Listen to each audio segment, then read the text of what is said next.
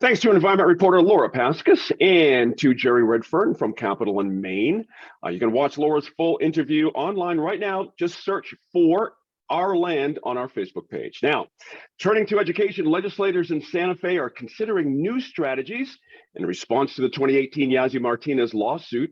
A judge ordered the state to make public education more equitable for minorities, particularly Native American students. A trio of bills would pour $70 million into changing lesson plans and creating more programs for Native students. After all of this time, Ed Perea, do these bills go far enough? Very simple question to start us off.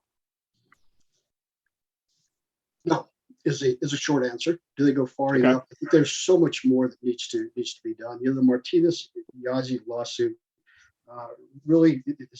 I was a member of the Martinez side. That helped facilitate the lawsuit, and so I'm very, very familiar with the issues that came up as a result of this lawsuit.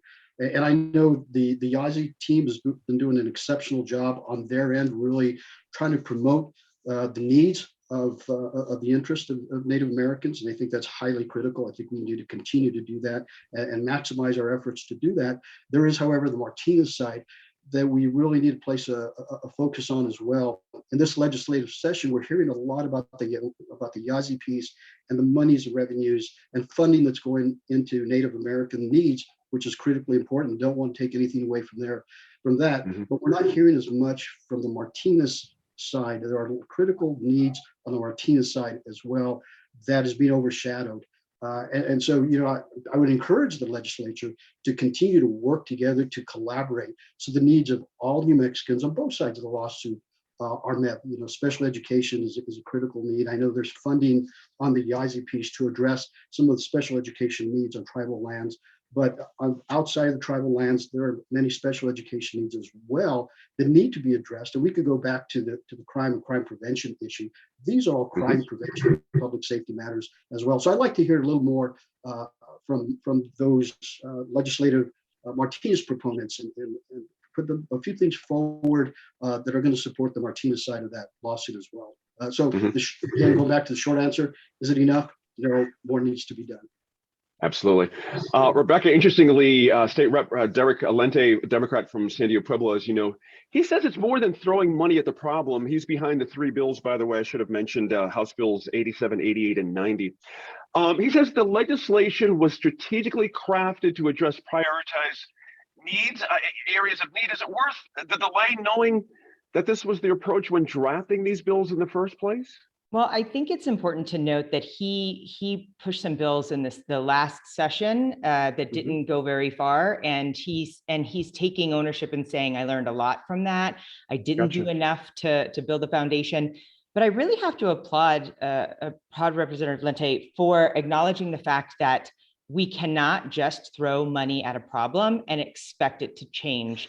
I do personally feel like this is the right direction to go, to Ed's point, to address this specific student group. I feel like if the state were best equipped to provide culturally appropriate educational standards for Native American children, then the state wouldn't be in this position in the first place. Like, I agree that there are cultural things that we have to empower our Native American community to do its best for their students. But also, with that being said, it's not responsible to just say, here's money and let us know how it all works out. Or to Ed's point, wait 20 years to see if anything has changed and then say, oh, well, we can point back to this. I would caution Lente about, or not, just the legislature in general, trying to have some level standard of what the agreement is. He mentions that there will be an agreement between the state and between the tribal communities. And we've seen in the past that sometimes that happens where every tribal community has a different agreement. And so I would suggest that we just look at a standard across the board. This is what we expect, and this is how the children will benefit. These are the metrics. Having that be standardized to the best of their ability so we can really measure it. Interesting points there. And Sophie, let me kind of put some numbers. Representative Valente says it's about more than money, but there is a lot of money connected to these efforts. And House Bill 87 would appropriate $20 million from the state's general fund to the Indian Education Act. to provide educational funding for the tribes. That will be starting in 2024 to create culturally relevant learning programs, et cetera. Now, House Bill 88 would appropriate $21.5 million to help tribal education departments develop learning plans and such, and that would take place in 2024. And House Bill 90 has a price tag of $29.6 million to 4 state colleges and 3 tribal colleges for 53 initiatives, such as building a Native American teacher pipeline, which of course is critically important. So it's really not about the levels of money. Is that what we're saying here? That the levels of money were matched to a need? Is that appropriately put? Well, let me start with this. It's not enough money. I Okay. appreciate that the legislature is working with what I'm sure they think they've got, but we're talking about generations of underfunding that we're trying to, that they were hoping to overcome.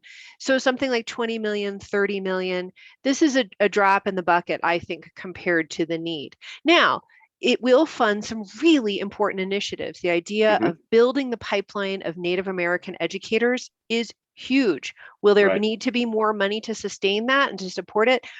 Yeah, I mean, I even to the extent that some of these funds are recurring funds, looking to build capacity, et cetera. We can't sort of think to ourselves at this moment, 3 and done, right? To Ed's point, we have an entire, additional section of the population that we need to focus on, the Martinez side of the suit, but also I really feel like this is small given the scale of the problem, and I applaud Representative Lenti for getting the ball rolling. But I think we have to assume that there's a lot more to come in order to sustain and build upon any advances that happen over the next couple of years as a result of this funding.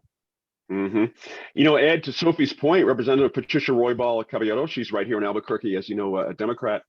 She said the very same thing. We're talking about getting after generations of inequity here with this money. It can only be, and I don't want to speak for her certainly, but it can only be seen as maybe the beginning of something more. But money issues are always problematic. How do we wind our way through this discussion about how much is too much, how much is not enough? It's a tricky one. That's right. I think, and going back to Rebecca's point, is we need some matrix to determine whether what we are doing is effective or not. Because I agree with the others, we just can't throw money at a problem. But what are the matrix? What are the deliverables? What do we hope to accomplish, and how are we going to measure it? And we can't measure it in one generation, because this isn't a singular generation issue. It's a multi-generational issue. I had a conversation a while back as we were discussing the lawsuit, and I recall talking to the president of the organization at the time, and reminded her that the conversation that her and I were having is a conversation that I remember in high school way back, decades back, and we keep talking about the same problems over and over again. But what are we doing? So we want to be very careful just about not throwing money at the issues, and make it clear that we have clear deliverables and matrix to identify whether we have if we're improving in the various areas, and if we're not, then we need to change things up.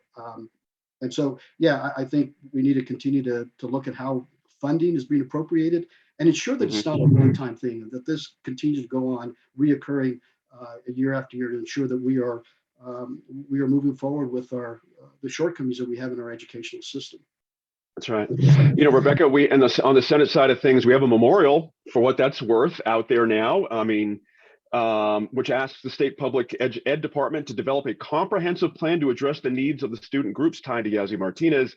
But more importantly, and we just got a minute here, an annual report to the legislature about the plan. Does that ring your bell appreciably? I mean, a plan's a plan, but yeah, how do you make that? It's funny. I actually have that highlighted and circled with a frowny face on my notes.